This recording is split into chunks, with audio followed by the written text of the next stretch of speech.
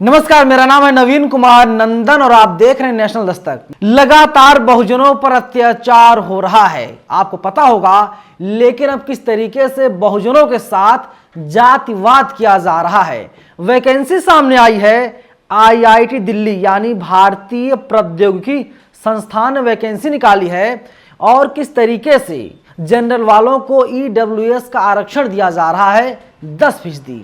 वहीं जो बहुजन समाज यानी ओबीसी वर्ग के जो लोग हैं, आरक्षण उनको ज्यादा मिला हुआ है लेकिन उनकी सीटें कम हैं। इंजीनियर नितेश ट्वीट करते हैं, लिखते हैं, ओबीसी को लगातार सौगात पर सौगात मिल रहा है, हम इतना सौगात संभाल नहीं पा रहे हैं। आईआईटी दिल्ली ने एक कुछ वैकेंसी निकाली है, टोटल सीटें जो हैं 66 हैं, इनमें 19 सीट की वैकेंसी ईडब्ल्यूएस सुदामा कोटे के लिए आरक्षित कर दी गई है और वहीं ओबीसी को महज 10 सीटें दी गई हैं और बाद बाकी एससी एसटी और खुद जनरल में आएंगे।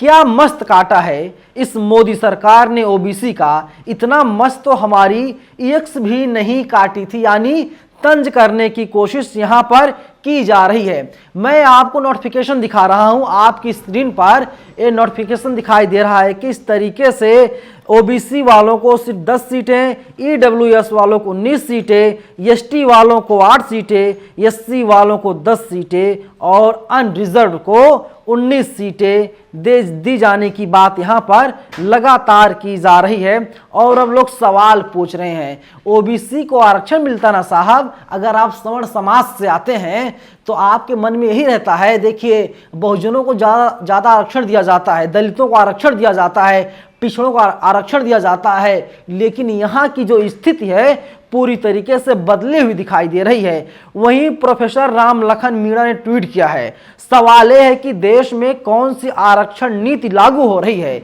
मनुस्मृति की या संविधान की। आईआईटी दिल्ली में 66 पदों पर भर्ती निकली है जो इस प्रकार है, 27% ओबीसी आरक्षण को मात्र 10 पद दिए गए हैं, वहीं 10% ईडब्ल्यूएस आरक्षण वालों को 19 पद, एससी वालों को 10 पद, एसटी वालों को 8 पद और कुल पद है 66। हैशटैग बहुजन विरोधी भाजपा, यानी जो भारतीय जनता पार्टी का असली रूप है वो अब जनता के सामने आने लगा है। आपने देखा था किस तरीके से तमाम जो विश्वविद्यालय हैं, तमाम जो आईआईटीज हैं, वहां पर किस तरीके से बहुजन छात्रों को परेशान किया जाता है, वहां पर किस तरीके से दलित छात्रों छात्राओं को परेशान किया जाता है और उन्हें क्या कदम उठाना पड़ता है आप सबको पता है।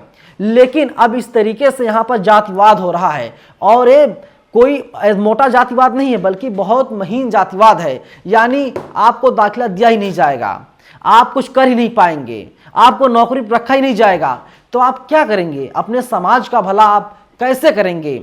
एक एग्जाम्पल के तौर पर आप ऐसे समझिए, किसी बिल्ली को रखवाली करने के लिए दूध और दही दे दिया जाए, क्या बिल्ली उस दूध और दही की रखवाली करेगी या फिर बिल्ली उस दूध और दही को खुद गटक जाएगी।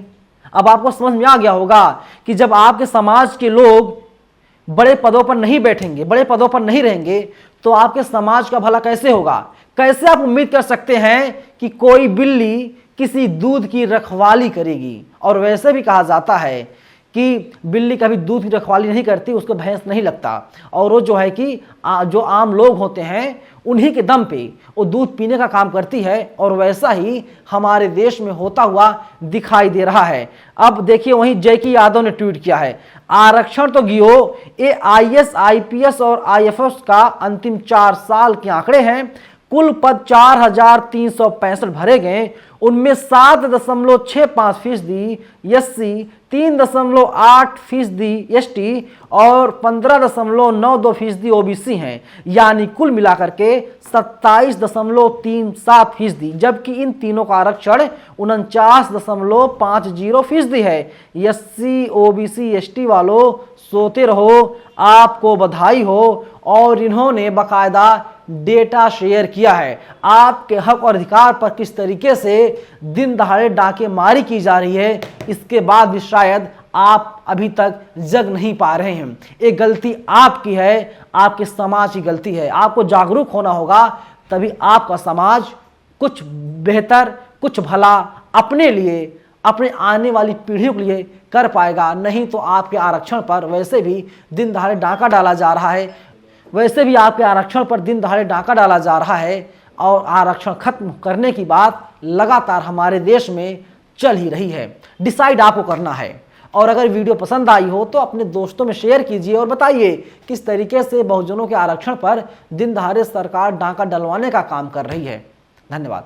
नेशनल दस्तक की आपसे गुजारिश है कि अगर इसको बचाना चाहते हैं तो नेशनल दस्तक को सब्सक्राइब करने के लिए रेड कलर के सब्सक्राइब बटन को दबाएं, फिर बेल आइकन की घंटी दबाएं। नेशनल दस्तक को बचाने के लिए बहुत जरूरी है कि हर खबर को शेयर करें, लाइक करें, कमेंट जरूर करें।